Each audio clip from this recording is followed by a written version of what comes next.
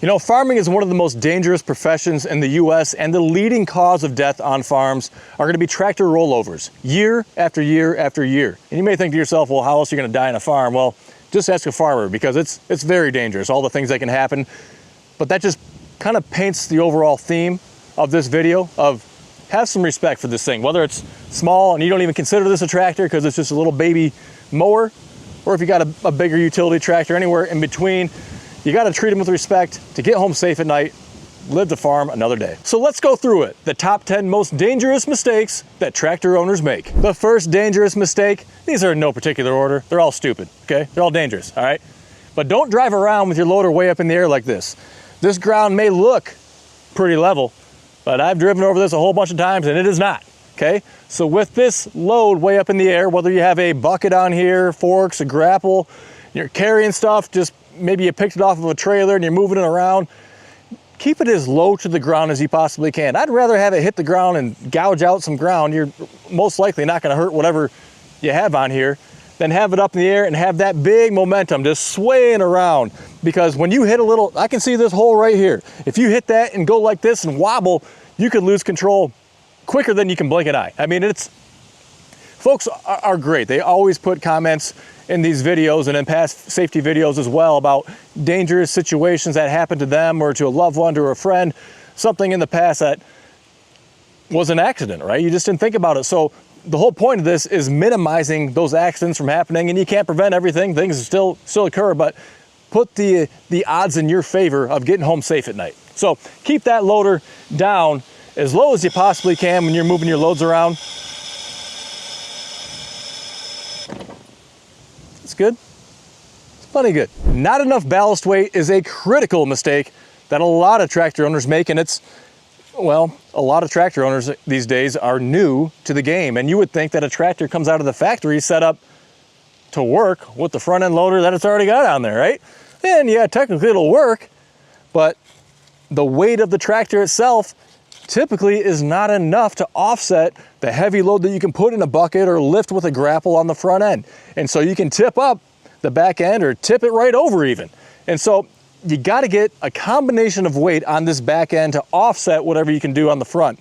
We have liquid ballast in the tires here, and actually we're just transitioning this over. We just got our new GWT Fast Cat quick hitch on here. So we're going to be setting this up with hitch hangers on here and our 3-point weight and everything else. But you normally can't achieve the right amount of ballast weight with just one form, okay? So liquid ballast in the tires, put wheel weights on there. Those are two ways to keep ballast weight out of the way, okay? Then you have your quick hitch, that's 70 pounds.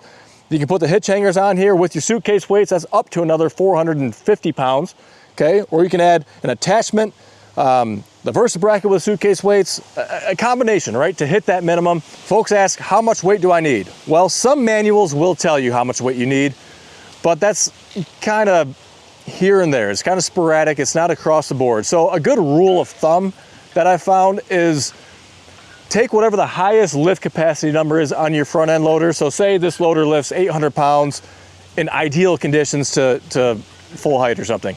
Whatever that highest number is, 800 pounds, get that on the backside, you know, in your combination areas. Between your combination of liquid ballast, your wheel weights, and what you have hanging back here, make that 800 pounds, and you're gonna be right in that ballpark. And the other caveat I would say is that the smaller the tractor, it'd be okay to go a little bit higher than that number, versus you go to a bigger tractor like a John Deere 4 Series or a Kubota Grandel that lifts, just say 2,000 pounds, it'd be okay to be probably closer down to 1,500 to 1,800 pounds of ballast weight on that. So it kind of, you know, incrementally lowers down the bigger tractor you go. Point being, if you think you're okay out of the factory, you're not. You're gonna do yourself a disservice if you wait for that first time when a tire comes off the ground on the backside. You're gonna be like, whoop. And that's if you're lucky. If you're unlucky, something worse is gonna happen. Tractors are not race cars. Do not think that you need to drive from point A to point B as fast as you possibly can. That is not the point of a tractor, okay? And in fact, that is when you set yourself up for accidents to happen. And again, we touched on it already.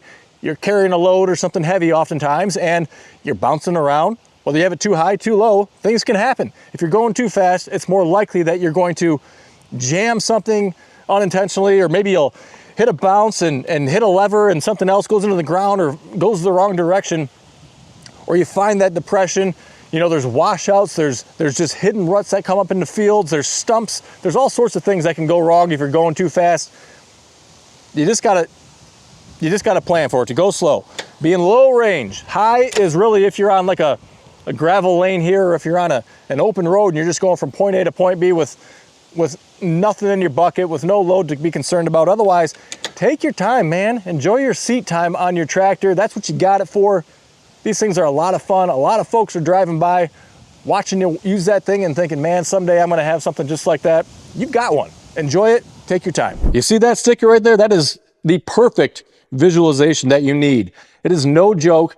Do not reach in here near a spinning PTO shaft, all right? No matter what you think, if you're just reaching to grab just some stick or something that's in the way, you can be sucked in, a sleeve can be sucked in there, and then your whole arm, and then everything else instantaneously, and you're dead. I mean, it is seriously no joke, the power and the torque that's here. You don't stand a chance. And so make sure your tractor's off, make sure the PTO's off, make sure there's nobody around when you're cranking that thing up too, because once it starts going, it's gonna keep going. And the amount of time it takes for you to get it turned off is too late, all right? So don't let that happen.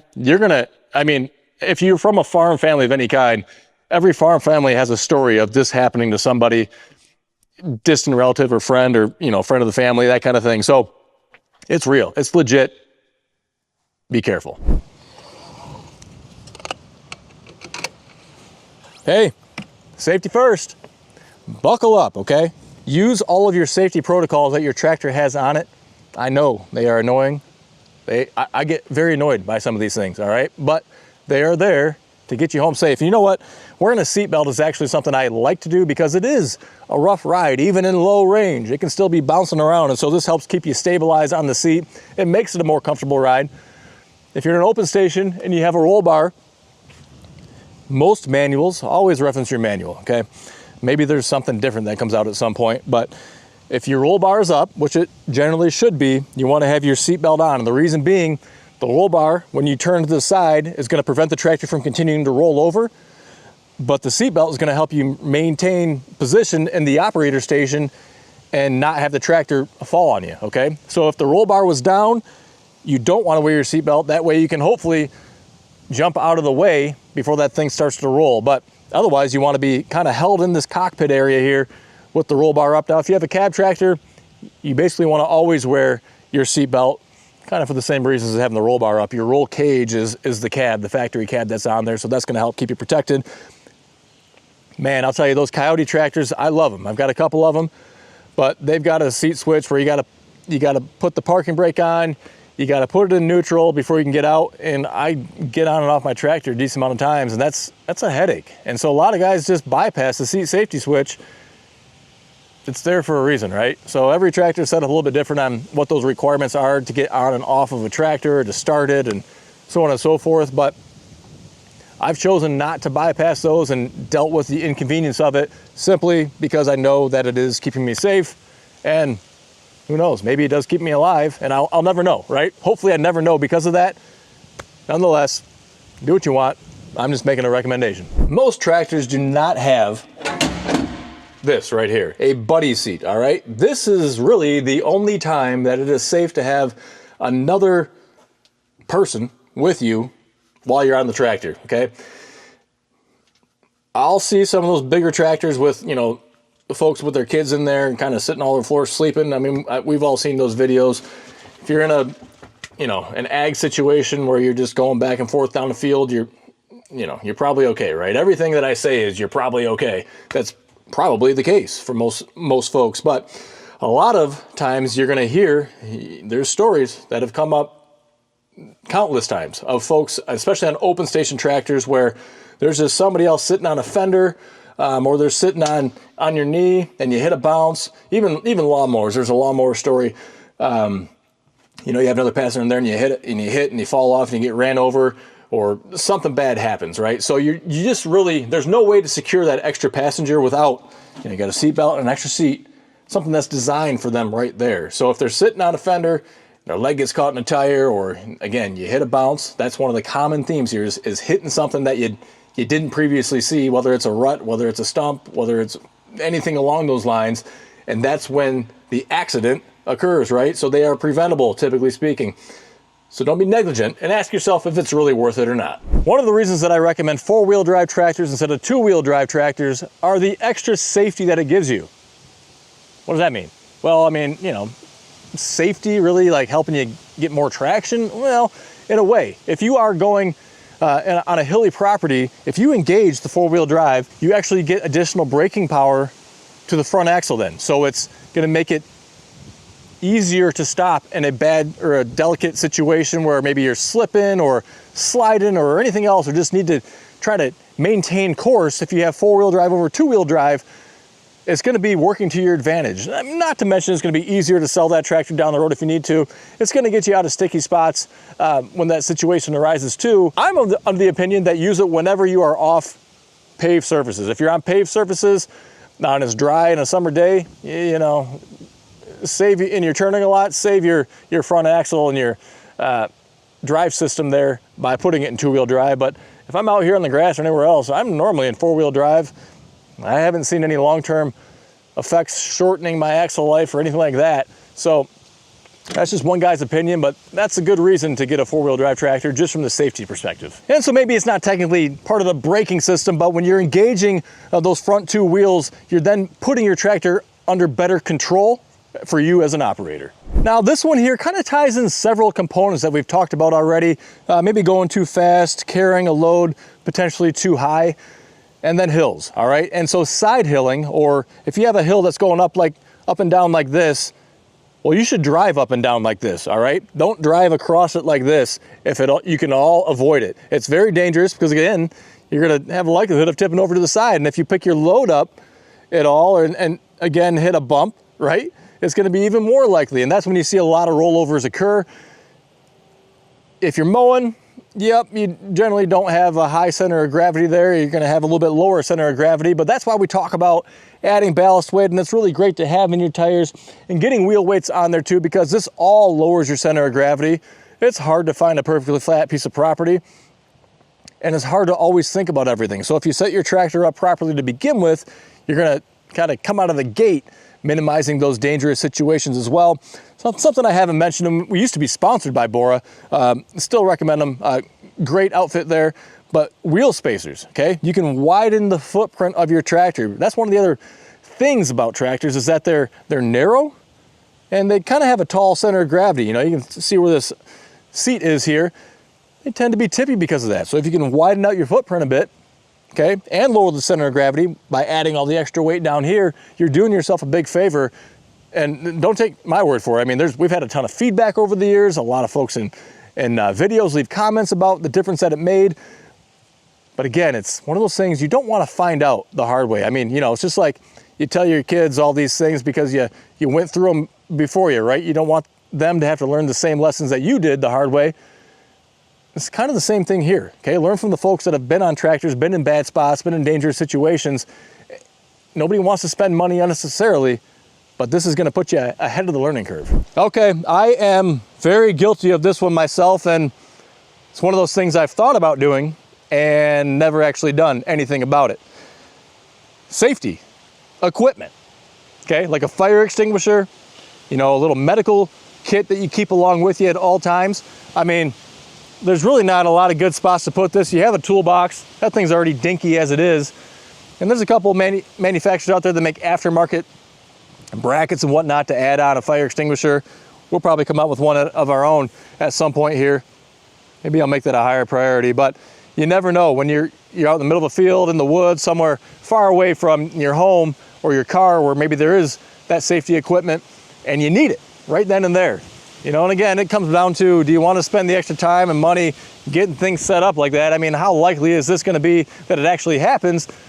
Well, that's part of this kind of a planning process, right? It's planning for the unexpected, for the worst case scenario. So it's something I'm guilty of myself, especially, you know, I've got 1, 2, 3, 4, like 5, it's like 6 different pieces of equipment that I use on a pretty regular basis. And so trying to set all those up, it's like overwhelming, right? So, I mean, but at least if you just have one machine, it should be a little bit easier. You know, it's easy for something to get damaged on your equipment, whether it's on your tractor or an attachment, but those things are there for a reason, and that's safety guards, all right? And you're gonna have like a cover down here on your PTO shaft, we've had a few tractors come in that's had those removed, and then we've always replaced them and put them on there to help prevent other things from getting around in there and winding around it. We've also had some attachments come in like brush hogs that don't have any rubber, steel, or chain guards on the back of them. And that's just as dangerous, right? Because things can go flying out.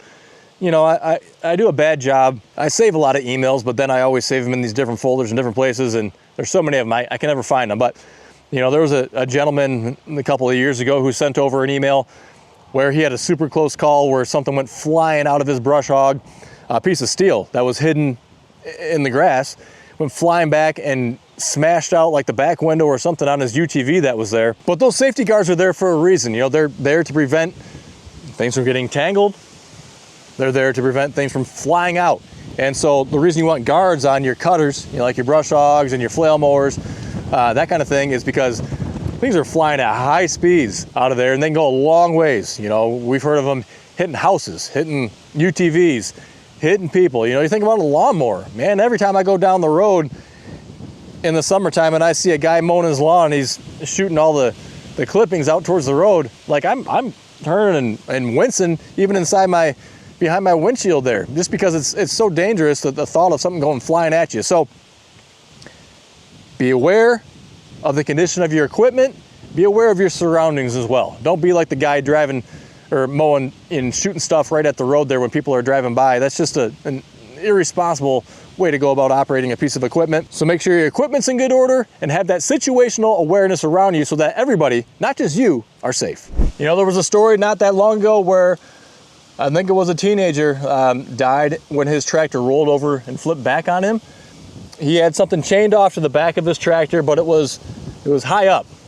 And so if you're gonna tug on something and try to yank it out with your tractor, it has to be below the axle, all right? There's a big distinction there of going above or below the axle. If you're above these tires, and there's so much torque in the tractor that it can spin the whole thing backwards and flip over if it's above. But if it's below, I've never seen it happen. That's kind of the rule of thumb, is to keep your tie-off point down low, and there's no way for that tractor to then flip back over. I'm sure that anything's possible, but it's a lot less likely. So make sure your tie-off point, if you're gonna yank like on a stump or getting something out of a ditch maybe, is as low as possible underneath that axle to stay safe. And last but not least is stabilization of your tractor. So let's say you're gonna be working on it, doing an oil change, or I don't know, just doing whatever you're doing around it. You wanna make sure that tractor's not gonna move, right? In fact, oh man, several years ago, I was using a lawn roller in my front yard at our old place, and I got off to move the camera, and you can see my tractor start to roll slowly down the hill. I had the parking brake on, but even that wasn't enough to prevent it. So, you know, you want to lower your front end loader, almost have it be an anchor. If you have something on your 3-point hitch, lower that all the way down to the ground, let that be an anchor. You don't want something to release either. Hydraulics will fail. And so if they're up in the air and you just happen to be at that unlucky timing, or maybe a kid or a dog hops up on the operator's seat and moves a lever and then it comes slamming down on you, prevent that from happening, okay? Put your parking brake on. Depending on the type of tractor, hydrostatic gear drive, maybe leaving it in gear when it's turned off is better because it helps immobilize it. Maybe not, depends what you have going on. But there's a lot of different ways there that you can go about making sure that you're set up safe. There was, gosh, I can't remember. There was an older lady or older gentleman a while back that they were working on their tractor in their garage, and something shifted and it ended up running over one of them and killing them. So again, these are rare circumstances, but they're kind of no-brainers too, right? Like, why wouldn't you do this stuff? And it's always easy to say that after the fact, but just do it before the fact and then you don't have to worry about it. Well, folks, there you go. The top 10 most dangerous mistakes that tractor owners make. I think we actually gave you more than 10, but that's okay. We want you to be safe out there and shorten that learning curve. If you can digest these things, you know, watch it periodically, right? It doesn't hurt to have that stuff fresh in your mind when you're tractoring, right? Day in and day out. I mean, if you just think about this, so it's there the next time you go out on your tractor, it may save your life because of that. Share this video with other folks. I mean, it's a free video to watch besides the ads. So, I mean, do what you can to keep our community safe. So many new tractor owners out there not realizing the dangers that are lurking. If you need ballast weight, you're not sure what to get, go to goodworkstractors.com, send us an email, we'll get you set up. We sell the wheel weights, we sell the hitch hangers, we sell the suitcase weights, the Versa brackets, all that kind of stuff, so we can get you pointed in the right direction on what you need to operate your tractor safely on a day-to-day basis. I want to thank you for taking time out of your day to stop by, and until next time, stay safe. We'll see you soon.